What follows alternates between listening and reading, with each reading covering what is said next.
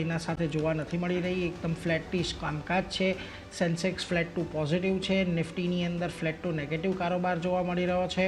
Nifty બેંકમાં આજે તમને 200 પોઈન્ટનો ઘટાડો આવ્યો છે, પરંતુ હજી પણ 57,250ની આજુબાજુ બેંક નિફ્ટી ટકી રહેવાનો પ્રયાસ કરી રહ્યો છે.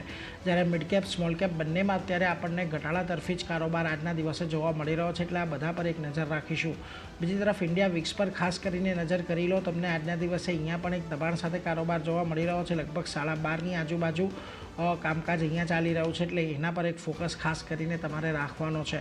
પરંતુ ઓવરઓલ એક એડવાન્સ ડિક્લાઇનનો રેશિયો જોઈ લો. કેશ માર્કેટની અંદર અત્યારે વધનારા શેર્સની સંખ્યા 925 છે, જ્યારે 1550 જેટલા શેર ઘટી રહ્યા છે. એટલે અત્યારે એડવાન્સ ડિક્લાઇનમાં પણ તમને માર્કેટ બ્રેથ થોડીક નેગેટિવિટી તરફની લાગી રહી છે, એટલે એના પર એક ફોકસ ખાસ કરીને રાખતા રહીશું. પરંતુ એની સાથે જ આપણે એફએનઓના પણ એડવાન્સ ડિક્લાઇન પર ખાસ કરીને આજના દિવસે નજર કરી લઈએ તો જુઓ, અહીંયા પણ આજે તમને એક બેરિશ સેન્ટિમેન્ટ જ જોવા મળી રહ્યું છે. ઓલમોસ્ટ ફ્યુચર એન્ડ ઓપ્શનની અંદર પણ 87 જેટલા શેર વધ્યા છે. સામે તમને 134 શેર એવા છે કે જ્યાં આગળ ઘટાડા તરફી કારોબાર આજના દિવસે જોવા મળી રહ્યો છે.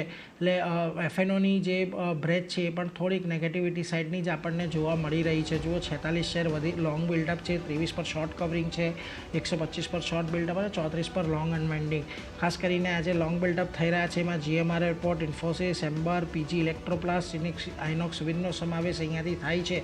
પરંતુ જ્યાં આગળ તમને આજના દિવસે શોર્ટ કવર થઈ રહ્યા છે એમાં જુઓ, બાલકૃષ્ણ ઇન્ડસ્ટ્રીઝ છે, ખાસ કરીને આઈએક્સ છે, ડિક્સન ટેક છે, ઉનો મિન્ડા છે, આ બધા કાઉન્ટર પર એક ખાસ કરીને નજર રાખવાની છે. પરંતુ જ્યાં તમને આજે શોર્ટ બિલ્ટઅપ થતા દેખાઈ રહ્યા છે એની અંદર જુઓ, ખાસ કરીને ઇન્ડસઇન્ડ બેંકનો સમાવેશ થાય છે કે 3% ઘટાડો આજે તમને અહીંયા આવ્યો છે. NBCC, SBI card, DMart, Aditya Birla capital, આ બધાનો પણ સમાવેશ શોર્ટ બિલ્ટઅપમાં થઈ રહ્યો છે. જ્યાં તમને આજના દિવસે લોંગ અનવાઇન્ડિંગ જોવા મળી રહ્યા છે એમાં જુઓ, KEI Industries, SJVN, Hindustan Copper, EU small finance અને આઈસીઆઈસીઆઈ લોમ્બાર્ડનો સમાવેશ થાય છે. એટલે આ બધા પર આપણે ખાસ કરીને નજર રાખતા રહીશું. આપણી સાથે આનંદ રાઠી શેર્સના જીગર પટેલ જોડાઈ ગયા છે. જીગરજી, સ્વાગત, વેરી ગુડ મોર્નિંગ. અને સૌથી પહેલાં તો આપને ધન્યવાદ, કારણ કે સીએનબીસી બજારે 11 વર્ષ પૂરા કર્યા છે. આપ પણ ઘણા લાંબા સમયથી અમારી સાથે જોડાયેલા છો, દર અઠવાડિયે જોડાઓ છો અને દર્શકોને માર્ગદર્શન પણ તમે આપતા રહો છો. એ બદલ આપનો ઘણો ઘણો આભાર જીગરજી. સૌથી પહેલા ગુડ મોર્નિંગ નીરજ. સૌથી પહેલા તો મારી તરફથી અને પૂરી આનંદ રાઠી ટીમના તરફથી સીએનબીસી ની ટીમને કોંગ્રેચ્યુલેશન્સ 11 વર્ષ માટે.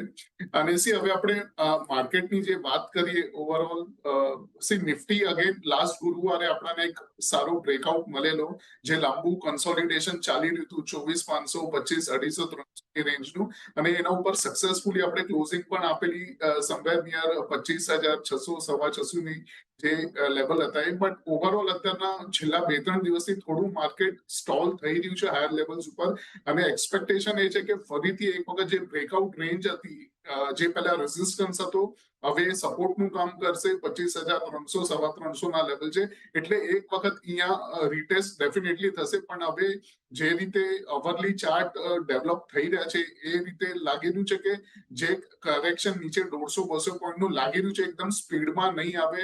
ઓવરઓલ થોડું સાઇડવેઝ થી 20-40 પોઈન્ટ કરીને આપણને 2 થી 3 દિવસમાં જોવા મળી શકે છે.